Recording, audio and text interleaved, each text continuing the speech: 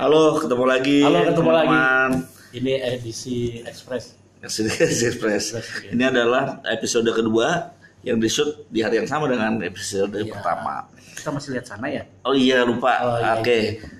Oke sobat, kita sekarang mau ngebahas apa-apa aja yang ada di YouTube trending Nah, hari ini. Oke? Kita YouTube trending tuh berubahnya tiap hari atau enggak sih, Mas? kayaknya sih ya. Nah, Dia kan hitungannya seperti, makanya ada tulisan 3 hari lalu, 6 hari lalu, oke. 17 jam lalu, ini 17 jam lalu. Gitu ya. Oke, sebelum kita masuk ke YouTube trending, kita mau kasih tahu aja kenapa kok kita shoot videonya begini.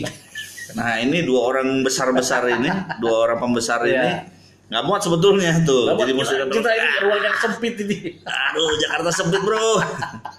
Nah, soalnya tadi kita shootnya landscape, ya jadi malah miring. gini, malah jadi jadi begitu tuh. Waduh, sayang banget. Nontonnya pusing. Nggak apa-apa, udah cuek aja, ya kan? Ya. Sekarang kita masuk ke YouTube trending. Nah, sekarang kita Siap. biar bisa lihat ya. Oke, siap. Oke, siap. Mana nih? Mana coba? Tuh. Kok nggak ada? Oh, harus gini ya. Oke, trending yang pertama nih. Yang pertama kita ya sebenarnya bukan yang urutan yang pertama itu sih. Karena kita bisa lihatnya seperti Kelihatan. ya. Misalnya seperti ini tuh.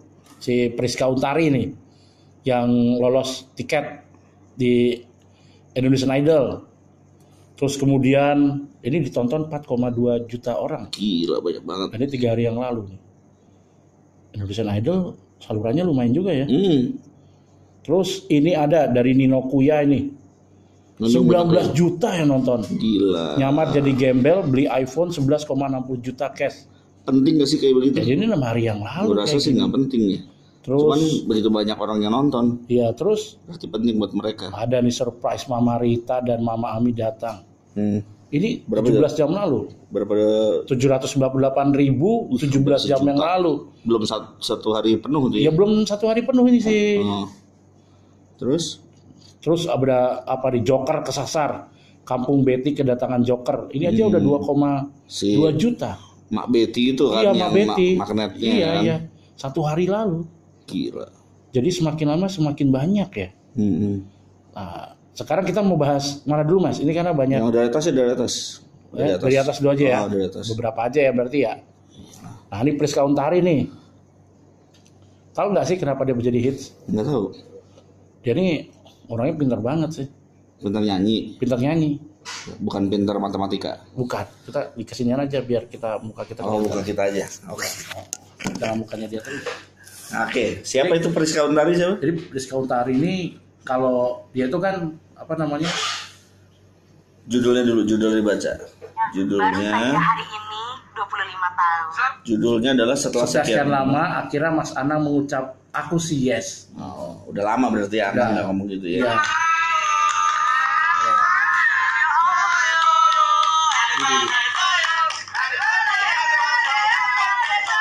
Siapa yang ngomong?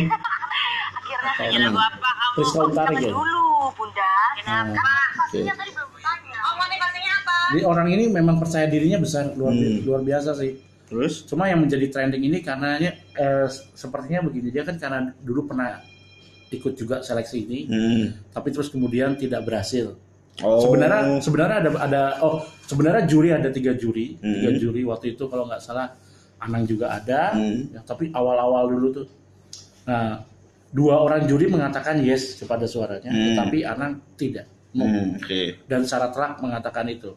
Walaupun dia lulus, cuma dia lolos dari itu, tetapi dia mengatakan bahwa wah ini Mas Anang ini dia belum patokannya tuh Mas Anang gitu kan. Kalau Mas Anang bilang aku sih yes, berarti dia sempurna gitu kan. Nah ternyata dia nggak maju terus itu di dalam acara. Kenapa begitu ya? Apakah Anang itu produser yang begitu hebatnya? Seperti Simon Cowell kan dia kan produser tuh. Makanya dia ya Mas Anang maksudnya itu taste-nya tuh orang kalau dia udah oke berarti benar-benar oke gitu. Kalau gue nggak membela Anang sih, cuma Anang termasuk orang pertama yang memang dipasang di Indonesian Idol ini untuk untuk menjadi penentu gitu loh. Oh, untuk jadi Simon Cowell-nya. Jadi Simon Cowell-nya gitu loh. Dulu memang tampaknya dingin, tapi setelah itu kan beliau tidak ikut lagi karena menjadi anggota DPR yang terhormat gitu kan ya. Nah, tentu saja pembawaannya di sini pun udah berbeda. Sekarang kan dia ikut jadi juri karena lebih berwibawa ya. Ya tentu kata-kata kita silakan disalahartikan. Ya. Lebih berwibawa dan tentu saja kan sekarang sudah tidak menjadi anggota DPR, maka dia punya banyak waktu di Indonesian Idol. Jadi anggota DPR nggak punya banyak waktu ya? Sudah enggak? Oh, banyak rapat mungkin ya? Memang udah nggak kepilih. Oh enggak, kalau misalnya pada waktu jadi anggota DPR, sibuk ya, banget. Konstituen gitu ya? Iya, sibuk. Oke, lanjut. Nah, akhirnya yang terjadi adalah si Priska Untara ini seperti mau memberikan sweet revenge gitu loh. Balas dendam yang manis, yang indah, gimana caranya supaya Anang juga mengatakan aku sih yes. Nah, salah satu hal yang menarik adalah si Priska Untara ini juga dia membuat sebuah lagu judulnya Aku Sih Yes. Oh. Yang memang dibuat diciptakan untuk Anang. Oke.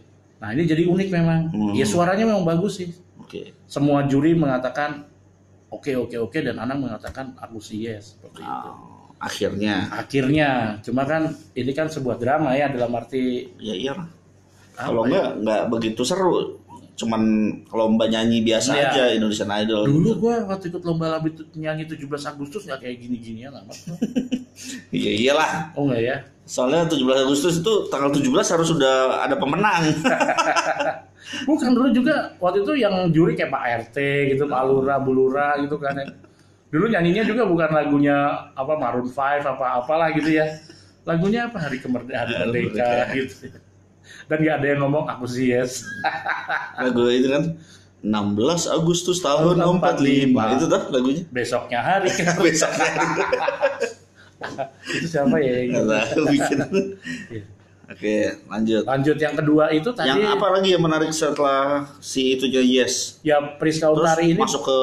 ternyata diketahui bahwa Priska Untari ini memang adalah penyanyi yang memang berbakat luar biasa. Dia selain bisa menciptakan lagu yang menurut Mas Anang itu memang punya daya jual, paket lengkap lah kalau orang bilang gitu ya. Lagunya enak didengarkan, semuanya bisa tampaknya komersil.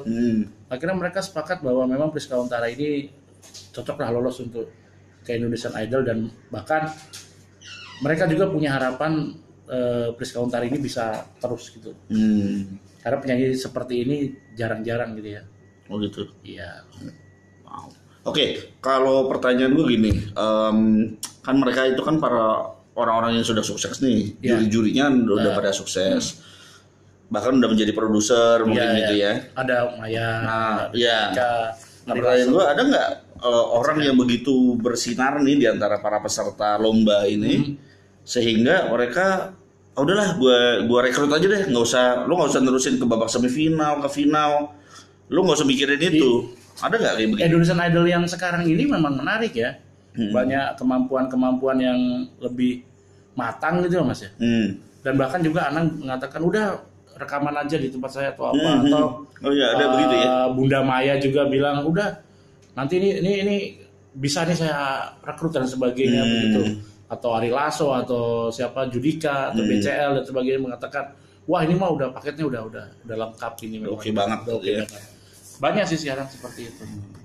Ya mungkin karena pengalaman idol-idolan gini kan memang membuat di salah satu sisi disadari atau tidak memang membuat orang jadi belajar gitu loh.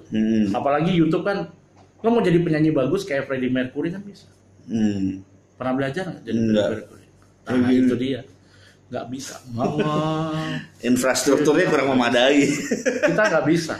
Rahangnya kurang lebar. Terus ya gitu lah. Itu kan akustik ya. Ya sebenarnya yang buat Freddie Mercury bagus itu adalah kan kumisnya. Karena suaranya tersaring gitu loh. Ngaco. Itunya loh, tonggosnya itu. Iya. Tapi anakku pernah tanya, emang kalau orang yang giginya tonggos itu jago nyanyi gitu. Saya nggak bisa ngomong. Takut salah diartikan. Jangan takut salah diartikan. Seluruh isi video ini bisa disalahartikan. Ini kita bukannya mengatakan body shame atau apa, tapi memang kebetulan teman-teman kami itu yang seperti Freddie Mercury, itu memang suaranya bagus. Punya kelebihan di situ. Mungkin kalau ada yang belum ya bisa diapain? Bisa dilatih tentu saja. Siapa kan pasti punya kemampuan. Soalnya kalau suara itu yang hasil latihan nih.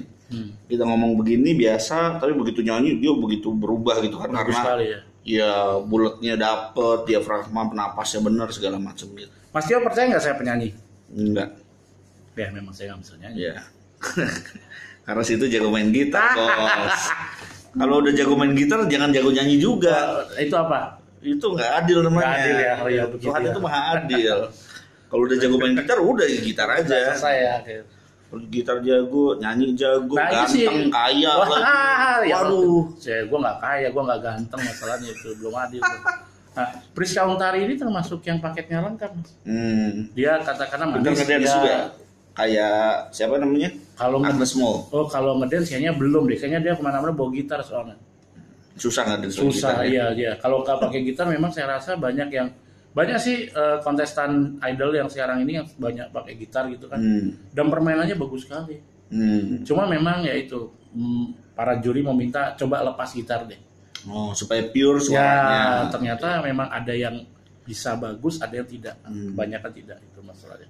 Oke, netizen kalau kalian ikut acara-acara seperti Indonesian Idol, terus apa lagi sih? The Voice. Terus apa lagi ya? Cuma 2 itu ya sekarang ya. Ya. Oh, kalau di Indosiar banyak itu. KBI. Ya pokoknya acara-acara seperti itu latihannya harus sungguh-sungguh, harus setiap hari, harus ya totalitas lah ya. Totalitas. Iya. Ini Priska Untari ini dia bilang bahwa dia latihan sungguh. Hanya supaya Anang bisa mengatakan saya sih ya. Itu menurutku nih bagus sih sebagai kisah sukses ya. Effortnya nggak main-main. Inspiratif loh ya. Inspiratif.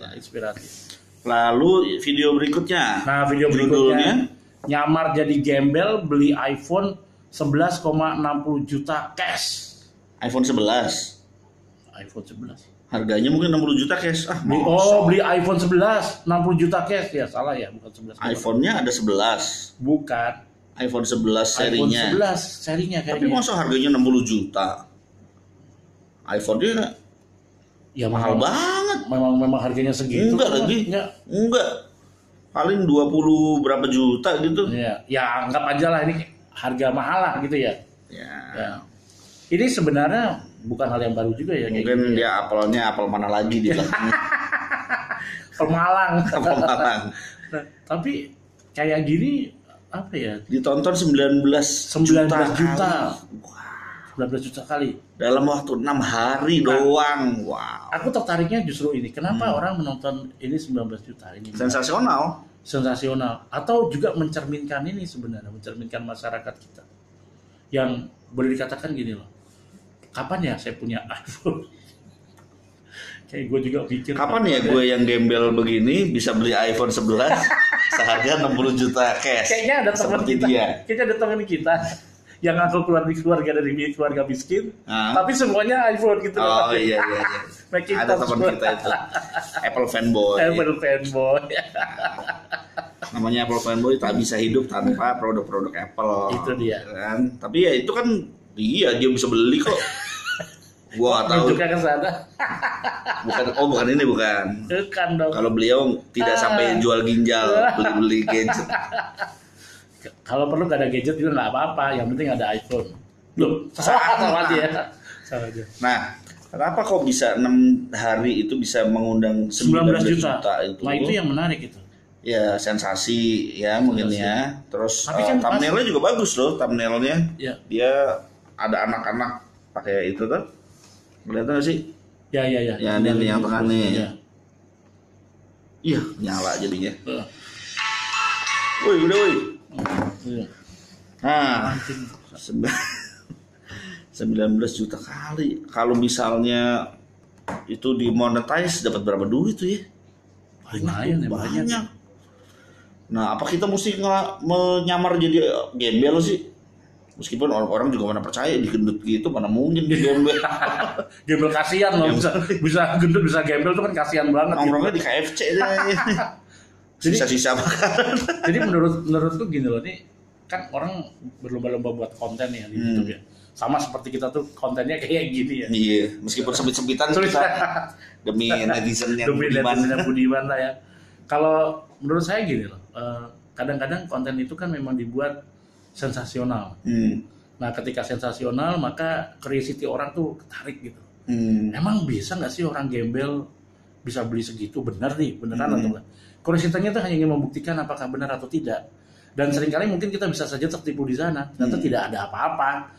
Tetapi hal yang menarik adalah begini, si orang ini kan mengatakan bahwa ini dia sedang melakukan sosial eksperimen. Nah, ini harus bedain antara sosial eksperimen dengan prank masalahnya. Tapi kan dia nggak ngeprank ngagetin atau apa? Ngagetin juga sih. Ngagetin juga, orang dia katanya bawa uang cash. Terus ngebuka kan. Kalau sekarang kan beli berarti membuka kan? Oh dia gitu? Iya, sampai segitu. Bukan mencoba berarti membuka? Bukan, jadi misalnya Pak bisa lihat itu kan? Dibuka apa dia? Dibuka, aduh kebuka ini. Kan terus langsung, wah Anda harus membeli kan? Maaf ya, saya belum nonton. Maaf. Jadi hal-hal seperti itu kan menurut saya sedikit apa ya? Ada keberanian untuk membuat orang juga bingung gitu kan? Ya itu disebut prank kalau menurut saya. Kalau sosial eksperimen mah beda. Jadi dia melakukan hal yang disalahartikan oleh orang lain. Kalau orang bikin sosial eksperimen itu tentu saja yang perlu diperhatikan adalah masalah premisnya seperti apa. Premis itu gimana ya? Pernyataan ada dugaan atau apa. Kemudian ada teori. Bukan promise. Promise beda. Promise janji. Promise Hard the Moon. Lagunya siapa? Mr. B. Gitu. Kalau premis itu apa? Premis itu pernyataan lah ya. Kalau misalnya jika maka gitu misalnya seperti itu ya. Jika gembel datang ke toko handphone, beli handphone, maka dia pasti ditolak. Iya. Atau dia tidak mungkin beli ini kan, beli apa? Nah, beli handphone mahal. Ya, apa jadinya jika atau begini, apa jadinya jika seorang gembel membeli handphone mahal.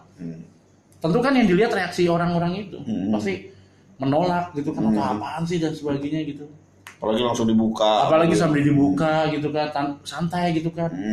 Nah kalau itu kan jadi seperti niatnya memang hanya ingin mencari apa namanya sensasi di situ. Kalau dia sosial eksperimen dia tidak akan seperti itu. Dia pasti akan menghormati. Jadi ini kategorinya sebetulnya lebih dekat ke prank. Lebih ke prank kalau menurut saya itulah. Ya memang kan kita akhir-akhir ini selalu mencari sensasi, apalagi yang dicari orang kalau bukan sensasi. Ya, gitu kan? Sensasi itu memang jadi semacam daya tarik tersendiri ya. Iya. Misalnya makanan nih pedes, pedes banget gitu. Kan banyak nih ya yang review makanan pedes. Ini kita nggak ada makanan soalnya kebetulan. Udah habis. Satu. Yang tadi review makanan pedes itu kenapa kok pedes? Ya pedes itu kan menimbulkan sensasi gitu ya. Mukanya merah, bibirnya sampai jontor segala macam. Jadi ya memang kita manusia pencari sensasi, haus sensasi. Iya. Silakan disalahartikan. Jadi ini juga kita jangan-jangan kita lagi cari sensasi. Iyalah. Ngaku lagi. Harusnya nggak boleh ngaku ya kalau cari sensasi. Satu lagi kali Mas ya. Oke. Supaya tarik Bang. Apa ini? Kita masuk ke ini nih. Satu lagi. Sini. Surprise. Ada Mas Raffi Ahmad ini. Mama Rita dan Mama Ami datang. Oke bos, 17, 10, 19. Apa sih itu? Ini kan acara TV, talk show-nya dia kan. Oke bos judulnya. Oke bos itu kan. Dan memang di Trans 7. Acara ini banyak digemari. Ya. Udah lama saya nggak nonton TV, nggak tahu acara itu. Gue pernah lihat acara ini. Raffi dan Vicky ya. Oh Raffi itu ya. Mama Rita dan Mama. Nah ini kan mamanya dia dengan ibu mertuanya. Oh gitu. Oke, terus tentu saja ya itu karena ini surprise. Kan kemarin ini Raffi ini gue biang gosip ya. Kemarin ini Raffi ini kan ulang tahun perkawinan dengan istrinya. Dengan si Gigi nih. Iya. Nagita. Nah, padahal ulang tahun perkawinan mereka itu istilahnya tuh dilaksanakan di tengah-tengah Raffi ini kan sering buat ini ya, buat apa namanya, buat berita menarik atau banyak orang yang melihat Raffi itu sebagai sumber berita yang aneh-aneh juga gitu ya. Kita nggak tahu apakah memang seperti itu. Sensasional lah orangnya. Sensasional lah, ada yang dia mendekati ini, dia katanya suka ini atau tidak. Kita nggak tahu karena kita nggak tahu. Yang gue baru lihat apa dia bikin video mobil mahal. Nah, gitu seperti itu. Atau waktu yang gue inget tuh waktu Rafathar itu anaknya tuh ya. Anaknya itu kan main di film yang begitu apa budget filmnya tuh mahal sekali. Karena wah apalah mobil-mobil keren apa semuanya lokasi-lokasi keren tuh ada di sana semua lah. Nah, tapi lucunya dia begini loh, kalau dia berkaitan dengan ibunya atau berkaitan dengan mertuanya itu selalu Raffi itu selalu kemudian menjadi anak yang baik. Gitu, dia mencitrakan dirinya begitu. Selalu mencitrakan seperti itu. Okay. Dan menariknya adalah ya sekarang silakan disalahartikan ya. Menariknya itu kok dia bisa juga istilahnya menggelontorkan banyak hal yang mungkin mahal, mungkin berisiko atau apa, tetapi dia kalau sama ibu gitu ya, ibunya terutama atau ibu mertuanya tuh dia jadi begitu sungkan. Jadi di mata gua tuh Raffi itu apa ya? Dia tuh sebenarnya anak baik-baik. Dia tuh ternyata memang anak rumahan sebenarnya. Masih itu kali ya, masih rada old school ya, sungkan sama orang tua. Oh iya, gitu iya kan. dia bagusnya gitu sih. Jadi kalian netizen yang tidak hormat pada orang tua mengacalah pada Raffi. Mengacalah pada Raffi. Karena dia hormat pada orang tua makanya dia jadi kaya. Nah, begitu ya. Iya, Raffi tuh kerja luar biasa untuk diberkati. Menurut gua ya kenapa kita enggak ya? Lalu hormat Gua hormat sih. Kita nggak pernah hormat gitu, nggak pernah sih. Mungkin kurangnya di situ. Nanti pulang langsung sama bapak gitu ya. Halo bro. Bro. Ya, tapi ya itulah. Selalu berita tentang Raffi itu selalu menarik sebenarnya. Selalu menarik. Dan dia punya channel yang itu juga tuh, channel YouTube yang rame banget kan? Iya. Cuman menariknya begini loh. Ini kita bicara sedikit tentang Raffi ya. Raffi itu meskipun orangnya kayak gitulah ya, mungkin dicerca juga banyak para netizen. Tapi gue dengan anak-anak gue tuh sepakat bahwa dia tuh sebenarnya orangnya baik. Jadi dia sebenarnya mengurus orang-orang di dekatnya itu dengan baik gitu.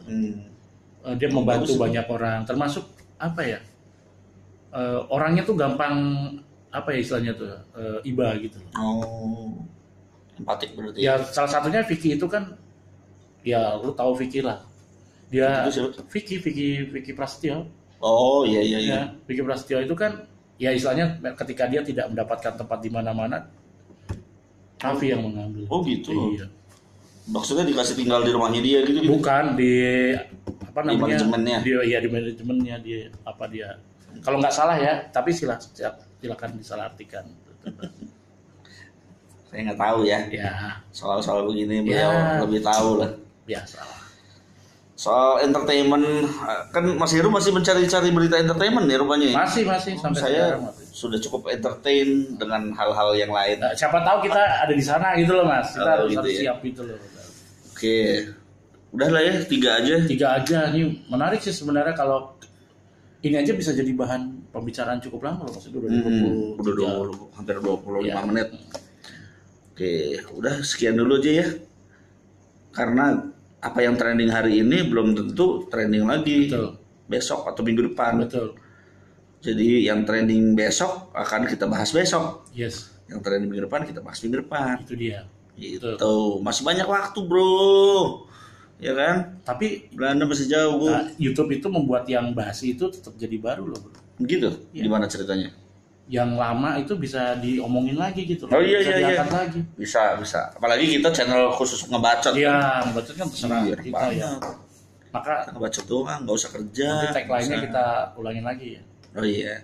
Jadi kita udah ngebahas Google Trending, YouTube Trending, YouTube yang trending hari ini, dan apa yang kita bahas tadi itu belum tentu cocok dengan pemikiran kalian, betul kan? Maka dari itu apa yang kita bahas di sini silakan disalahartikan. Oke, gitu dulu ya. Happy weekend. Take care. take care. Besok weekend jalan-jalan kemana? Dah.